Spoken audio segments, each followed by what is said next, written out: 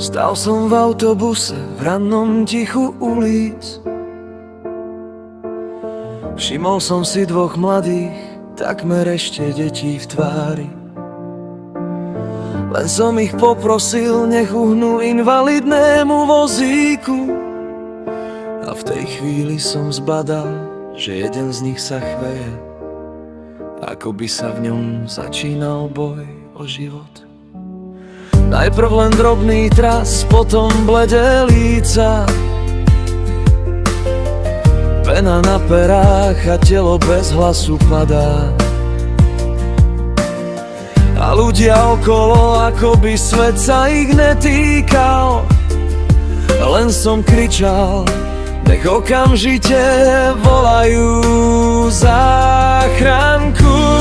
Keď človek nezostane slepý, keď vidí viac než vlastný cieľ, vtedy sa z obyčajnej chvíle stane dotyk, ktorý mení svet.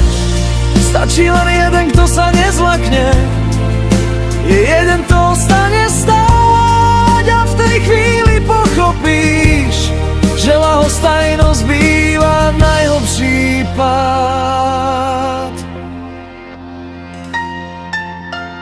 Kamarát pri ňom plakal, nevedel sa zorientovať.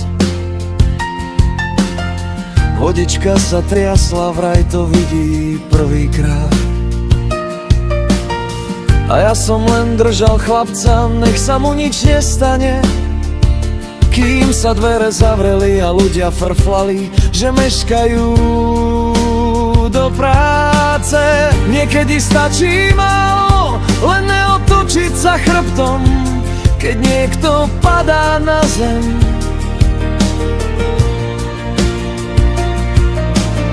Niekedy stačí málo, len zostať pri človeku, kým sa vráti späť.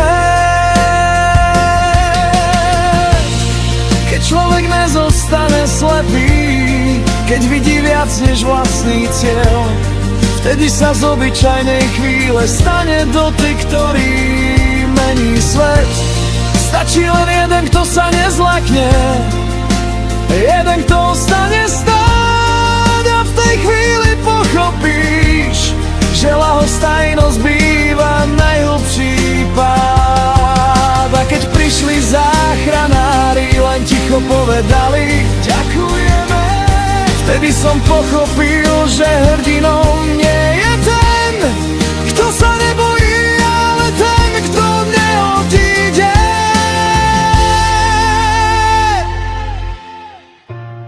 Keď človek nezostane slepý, keď nezabudne zdvihnúť zrak, vtedy aj v najťažšej chvíli dokáže zdvihnúť človeka zo dna. Nie je to o sláve ani o sile, stačí len srdce, ktoré nezostane chladné. A v tej chvíli pochopíš, že ľahostajnosť dokáže zraniť viac než pád.